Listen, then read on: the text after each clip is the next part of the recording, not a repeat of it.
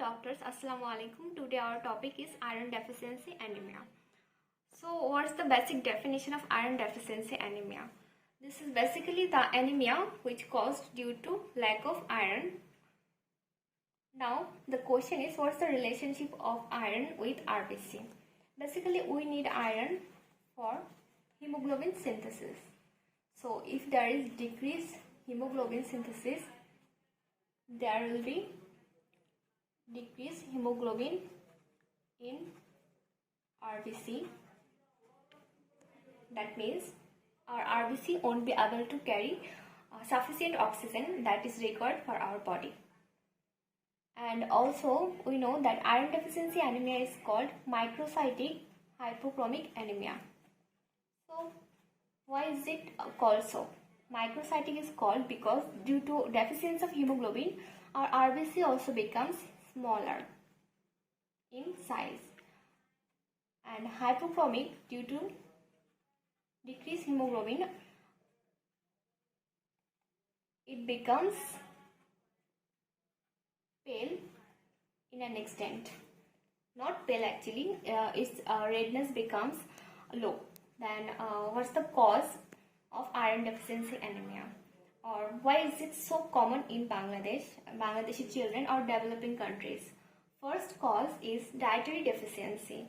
There is lack of exclusive breastfeeding, as breast milk contain iron which is absorbable, which is more absorbable than cow's milk iron. So due to lack of exclusive breastfeeding, maybe our child is not getting enough iron, or maybe the iron is not getting absorbed that much. Then our second cause is maybe she is not taking much iron in diet. Then increased demand. Maybe our child's body demanding more iron, but we are not giving him as much as iron he wanting. Normal our daily iron requirement is 8 to 10 milligram per day, but this demand increases in some cases as prematurity, low birth weight baby, and also in the growing phase of an adolescent. Then the third cause is impaired absorption. Iron is basically absorbed from our duodenum and jejunum. If there is any disease in our duodenum or jejunum, there will be impaired absorption. So this may be in the inflammatory bowel disease or any kind of diseases of our duodenum or jejunum. Then the fourth cause is increased loss. Increased loss, it may be during perinatal period. Perinatal period means during our birth, maybe in pregnancy our mother is losing much blood, and because there is iron in RBC, so there is loss of iron. Or maybe postnatal period. This happens in our child in case of any surgical gut lesion, means varices, esophageal varices, or any rectal prolapse, etc. Or it may be due to hookworm infestation. Hookworm infestation is very much common in Bangladesh. So remember this case first. Then what we see in a child of iron deficiency anemia, means what's the clinical manifestation? First of all, in an anemic child we will see pallor. Then fatigue due to decreased oxygen. Decreased oxygen causes hypoxia at tissue level.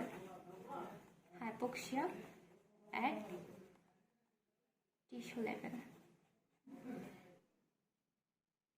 And we might find that the child is irritable. There might be weight loss and nail changes like koilonychia. Then we'll see how we'll evaluate a child of iron deficiency anemia. First of all, we'll take the history properly. The child's mother might say that my child is not eating properly, but don't take it seriously as every mother says it. So you have to take dietary history. You have to take 24-hour dietary history. Then ask history of deworming. Ask about fever or any kind of abnormalities that the mother noticed. Then we have to examine the child for anemia. Then we'll see the anthropometric measurement.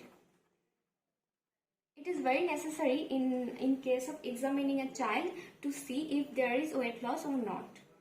Then we'll go for the investigations. Investigation will be basically depending on what we suspected. Like in provisional diagnosis, we suspected that the child has anemia. And we thought in differential diagnosis, we thought this anemia might be because of iron deficiency anemia or thalassemia. Now what will be the investigations? For iron deficiency anemia, we'll give CBC with PVF, peripheral blood film. Then serum iron profile will confirm iron deficiency anemia. Then if we suspect that there can be thalassemia from the history that there was consanguineous marriage between cousins, or there might be thalassemia of any other member of the family, then we will also provide hemoglobin electrophoresis. This is just to exclude thalassemia if we suspected thalassemia. Then the treatment. Here comes the main focus of our life is treatment.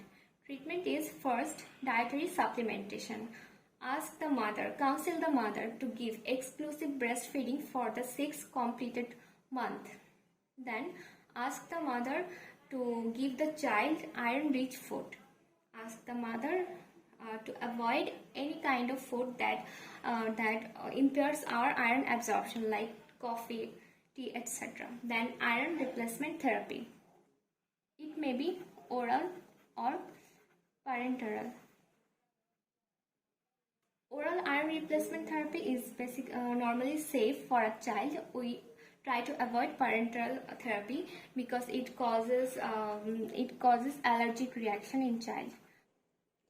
When we suggest parenteral iron replacement therapy, only if the child is not responding to oral replacement therapy, or if the child is unable to absorb the iron because of any disease of jejunum duodenum. Then the last treatment is blood transfusion. This is only given if the hemoglobin level is less than or equal 4 gram per dl. Then we will give blood transfusion, mainly packed cell transfusion. This is also given in a severe case of anemia with impending heart failure. Now the question is, why there is heart failure and palpitation in anemia? Anemic patient